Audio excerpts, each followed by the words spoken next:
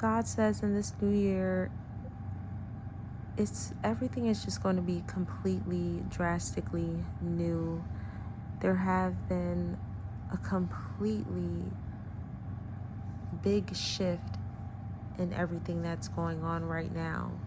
And the Lord is saying that health specifically is going to radically be changed and restored fully. Last year, you may have seen small little breakthroughs. You may have seen small little, that's different. That's a change. That is improving.